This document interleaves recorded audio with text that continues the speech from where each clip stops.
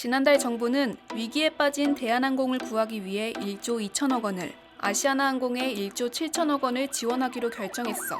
정부가 지난달 항공사에 지원하기로 결정한 예산을 합치면 3조 원가량. 이번에 정부가 전 국민을 대상으로 지급하는 긴급재난지원금의 총 예산이 14조 3천억 원 규모라고 하니까 한 산업을 살리기 위해 들어가는 돈이 얼마나 큰지 감이 잡히지? 근데 이렇게 항공산업 구하기에 몰두하고 있는 게 우리나라뿐만은 아니야. 미국은 항공산업을 구하기 위해 74조 원을 지원해주고 유럽의 정부들은 심지어 항공사를 국유화하기에 이르렀어. 코로나19로 너도 힘들고 나도 힘들고 모든 산업이 다 힘들 텐데 도대체 왜 각국의 정부들은 유독 항공사 구하기에 많은 예산을 쏟아붓고 있을까?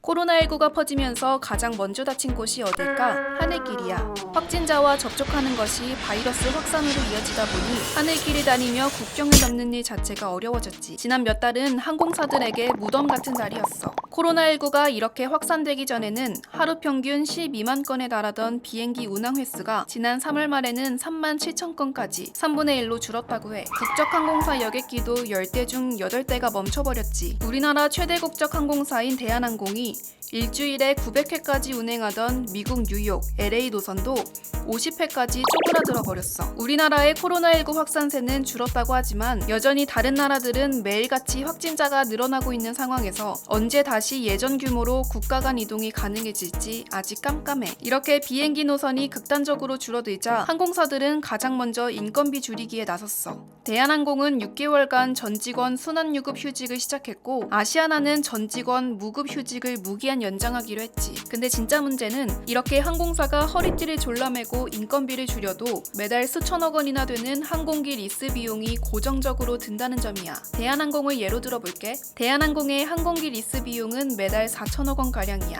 평소엔 항공 운송 수익으로 충당해오던 비용이지만 당장 돈을 벌 수 있는 길이 막히다 보니 가지고 있던 현금으로 낼 수밖에 없어. 대한항공이 아무리 큰 기업이라 하더라도 수입이 전혀 없는 채로 오롯이 갖고 있던 현금만으로 리스 비용을 내면서 버틸 수 있는 기간은 3-4달에 불과해 유동성 위기를 겪고 있어. 이렇게 항공산업이 힘들다 보니 정부가 큰 돈을 지원해주기로 결심한 건데 이걸 가지고 말이 많아. 우리의 피 같은 세금을 국적기를 지키겠다고 밑빠진 독에 물 붓기로 쏟아부을 수 있냐는 지적이지. 그렇지만 정부의 결정이 이해 안 가는 것도 아닌 게 단순히 국적기를 지킨다는 건 우리나라 항공사라서가 아니라 항공산업이 국가 기간 산업이기 때문이야. 경제활동에 불가결한 에너지를 공급하거나 고용 창출 효과가 큰 산업을 기간 산업으로 지정하는데 항공산업이야말로 이에 해당해. 관련 일자리가 83만여 개에 달하거든. 또 하루아침에 긴급 상황이 터져 모든 항공사의 비행기가 결항되더라도 국적기가 있으면 사람과 화물을 수송할 수 있는 최후의 수단을 확보할 수 있어. 코로나19가 발병하고 나서 해외에 있는 교민들을 수차례 실어나른 우리나라 국적기의 활약상을 떠올려 보면 쉬워. 그럼 이제 항공산업을 지원해야 하는 이유는 납득할 거라 생각해. 하지만 밑빠진 독에 돈을 붓더라도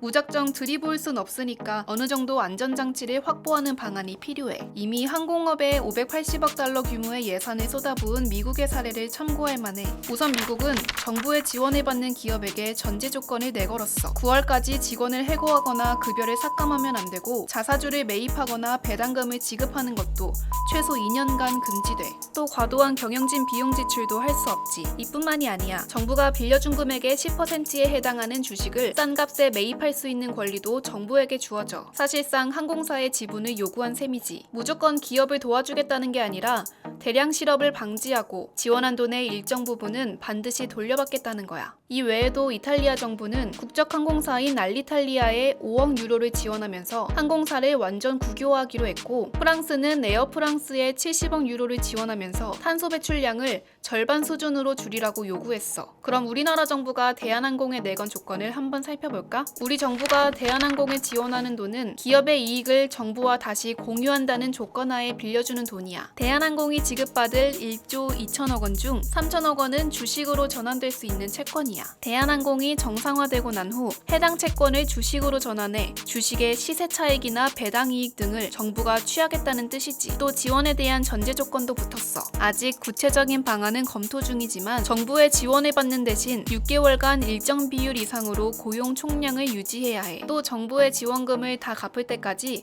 임직원의 고액 연봉을 제한하고 배당이나 자사주 취득도 할 수 없어. 결국 급한 불을 끄기 위해 정부가 나서 지원해주지만 그 지원금의 실질적인 주인인 납세자들에게 적절한 보상 장치를 마련하는 것이 급선무겠지. 이전처럼 국민들이 메이드 인 코리아라면 조건을 불문하고 지원해주는데 동의하는 시대는 지났어. 앞으로 천문학적인 항공산업 지원금의 구체적인 사용 방안과 조건들이 논의될 텐데 어려운 시기 정부가 기간 산업도 돕고 국민들도 고개를 끄덕일 수 있는 방법을 함께 고민해보자.